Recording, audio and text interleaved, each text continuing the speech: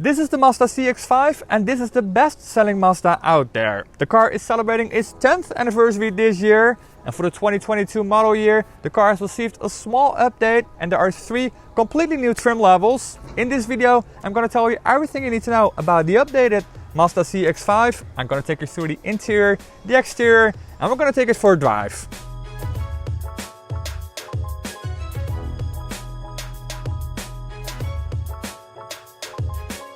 The CX-5 is the best-selling Mazda here in Europe. They've sold over 3 million units since production started back in 2012, and the car accounts for about 21% of Mazda annual sales. Now, because this SUV is a big success, Mazda is planning to sell even more SUVs. In 2022, they will introduce 3 new models: the CX-50, the CX-60 and the CX-80. Now, you can forget about the first one if you live in Europe, because the CX-50 is not coming to Europe. It will only come to the US, but the CX-60 and the CX-80 will come to Europe. The CX-60 is a 5-seater and the CX-80 is a 7-seater, and it will be the first plug-in hybrid models by Mazda. Now, as you may know, Mazda doesn't give their cars a really big update every 2, 3 or 4 years, but they improve the car every year. Just a little bit, but they do it every year. So for the model year 2022, the car has received an update, and there are a couple of new things that I'm going to discuss with you right now. So let's start at the front end of the car. The car has received some new headlights. Well, the inner workings are new. You get new daylight running lights. The previous ones were round, but now you get these L-shaped, wing-like shaped daylight running lights here at the front. The grille is also a little bit different. It's a little bit bigger, a little bit wider, a little bit deeper. You get a bit more 3D effect here at the front, and also this chrome strip here all around the grille is new as well. Now, obviously the bumpers are also a bit new, and there are also 3 completely new trim levels. You got the Signature, the Sportive and the Newground.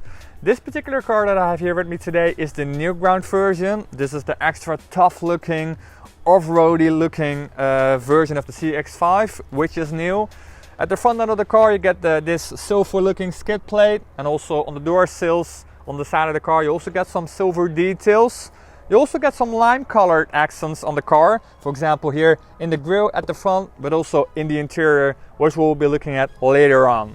Let's talk about the design at the back end of the car. Again, not a lot of changes. The bumper is slightly different, and you now also get the L shape in the rear lights as well. The CX-5 isn't the biggest SUV in its segment, but it is a pretty practical car, and it has become even more practical because somehow Mazda found 73 extra liters of cargo space, which is pretty impressive because, well, obviously the car still has the same shape, the dimensions didn't change, but they did rearrange the cargo area, so now there's a little bit more cargo space. So what else is new here in the cargo area? There's a new load floor, which you can set in different heights, which is always a nice thing to have. And on the Newground version, you also get this pretty special load floor, because on one side it just has normal carpet, and on the other side you get this water resistant, plastic stuff. So this is very handy if you're a very adventurous kind of person, a very outdoorsy kind of person. Now, obviously you go for this particular version of the CX-5, which is the most extreme version, and then if you got like muddy boots or a wet swimsuit, you can just flip the cover from carpet to water resistant plastic, and then if you get back home you can just clean this off very easily with like a hose or something.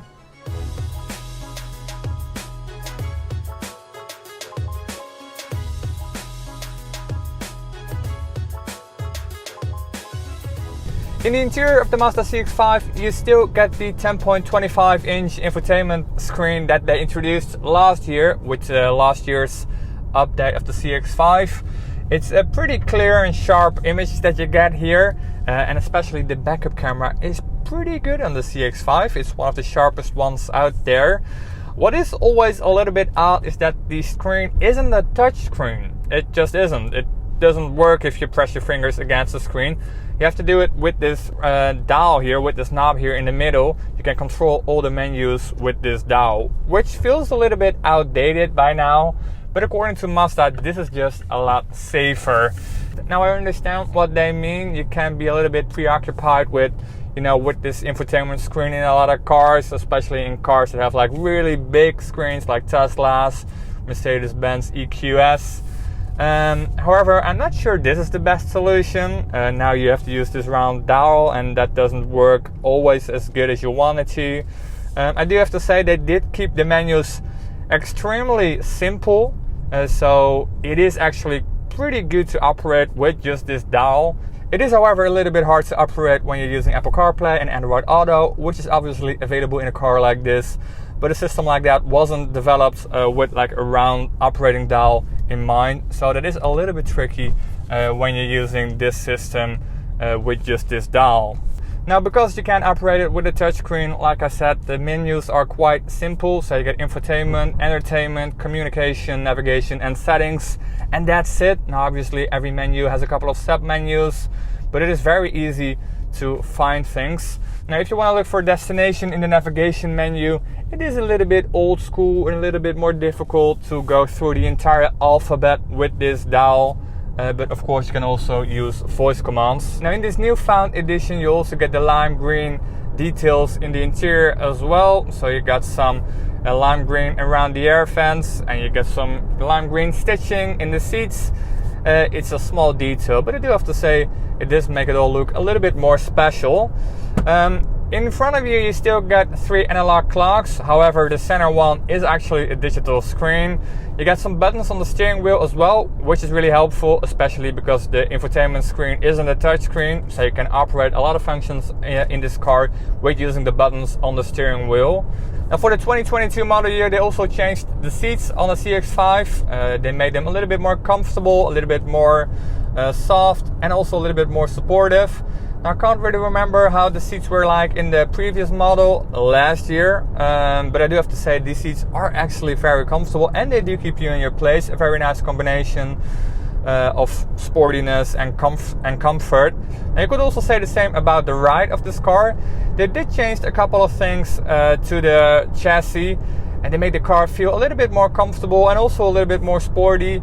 Again, it's not much of a difference compared to last year's car, but the car does offer a very nice ride. The CX-5 always does.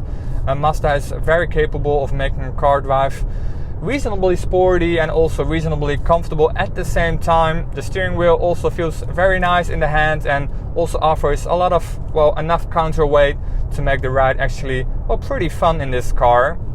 Then let's talk motor options. Again, not a lot has changed. You still get the same petrol and diesel engines that you got last year.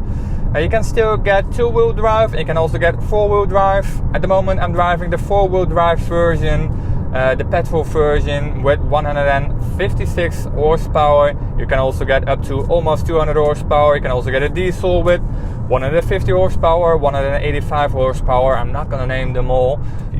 Now, last year's CX-5 already had a lot of safety features like adaptive cruise control, lane keeping assist, and a couple of other ones.